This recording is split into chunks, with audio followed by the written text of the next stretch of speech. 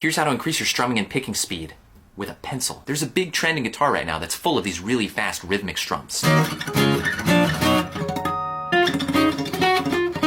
Getting this tremolo sound on the guitar is essential, but a lot of people struggle with getting their picking or strumming up to that speed. They hit a natural speed barrier or their arm gets too fatigued. But this is 100% a technique problem. So let me show you how I can fix it with a pencil. There's really only one way to achieve high speeds with your hand without getting fatigued or locking up, and it's with natural wrist movement. So what you're going to do is take a pencil and hold it like you're holding your guitar pick. That means between the thumb and the first finger. Then you're going to take your other hand and curve it in a C shape, and you're going to try to bounce the pencil from the top to the bottom of your hand as fast as you can. It should look something like this.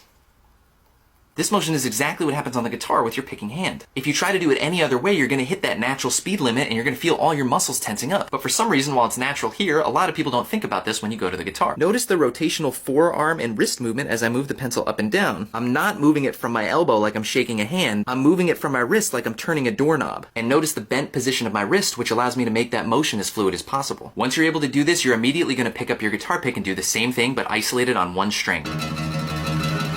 It's the same motion, but you can make it even smaller because all you're trying to do is get your pick from one side of the string to the other. So don't waste too much energy on giant motions, but use the same technique that you had with the pencil, with the wrist bent and a shaking rotational movement. You can try to apply this by playing a chord and then muting the strings and trying out your new strum. You of course can start and stop your wrist with different rhythmic patterns.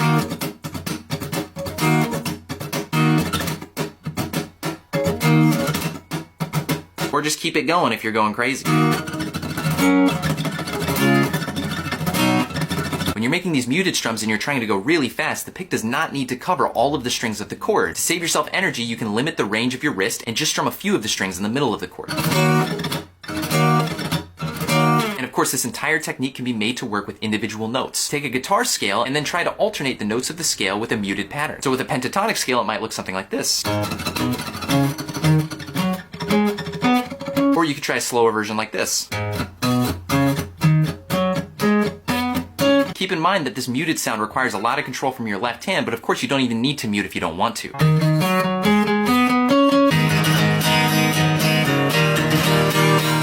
If this tip helped you, make sure to leave a comment below. You can follow this account for more guitar tips, and remember to like, save, and share, and I'll see you guys next time.